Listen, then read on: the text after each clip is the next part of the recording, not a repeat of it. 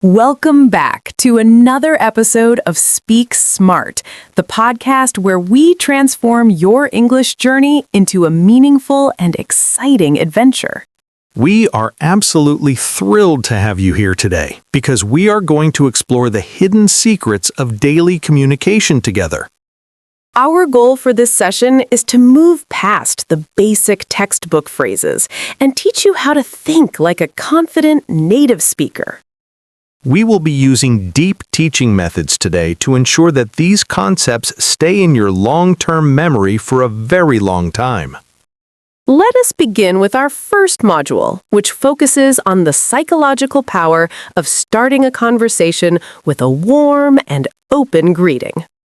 Most English learners feel very nervous because they rely on the classic question, "How are you?" which often leads to a dead end. To create a deeper connection, you should try using an open-ended phrase like, "How has your morning been treating you so far today?" This specific sentence structure is much better because it encourages the other person to share more details about their actual life experiences. Now, we want to introduce the +1 teaching example, where you provide your answer followed by one interesting detail about your day. For example, if someone asks how you are, you could say, "I am doing wonderful because I just finished a very delicious cup of coffee."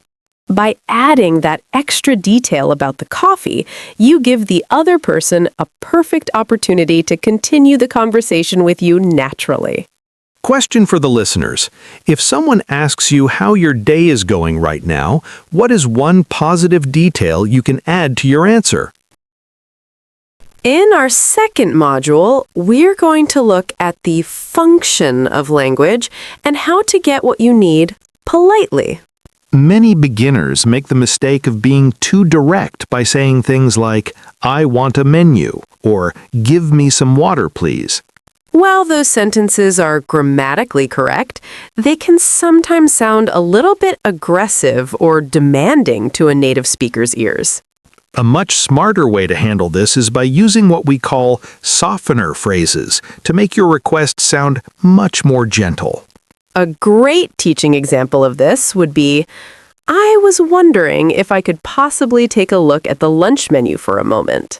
Notice how the phrase, "I was wondering if," acts like a linguistic cushion that makes the entire interaction feel much more respectful and kind.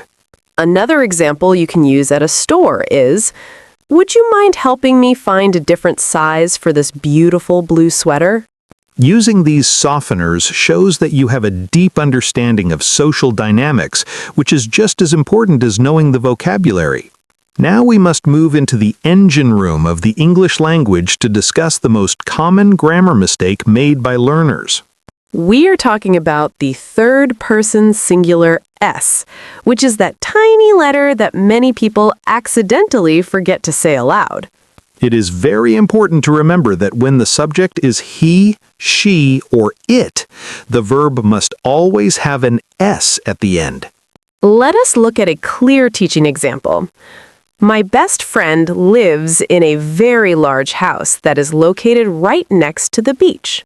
Many students say, "My friend live," but your brain needs to build a strong habit of connecting the subject to that final S sound.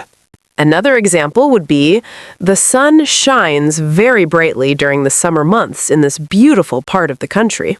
We want you to practice by thinking of someone you know and describing 3 things that they do every single day of the week. Question for the listeners. Can you write a sentence about a family member using a verb that ends with a clear and strong S sound? Our final deep teaching module for today is about survival English and how to ask for help when you are feeling lost. When you are in a new city, it is very helpful to use a bridge phrase to get someone's attention without being too sudden. Instead of just asking for a location, try saying, "Excuse me, I am a little bit lost and was wondering if you could help me." This signals to the other person that you need their assistance, which usually triggers a very helpful and kind response from them. Once you have their attention, you can follow up with, "Do you happen to know the quickest way to get to the central train station?" By using "do you happen to know," you are being very polite because you are not assuming that the stranger definitely has the answer. It is a very smart way to communicate because it removes the pressure from the other person while still getting the information you need. We want to end today's episode by reminding you that your accent is a beautiful symbol of your hard work and your history. Please never feel ashamed of making mistakes because every error is actually a very important stepping stone toward your ultimate success. You are doing something incredibly brave by learning a second language, and we are so proud of the progress you are making every day. The most important thing is to keep showing up and to keep practicing these deep teaching methods whenever you have the chance.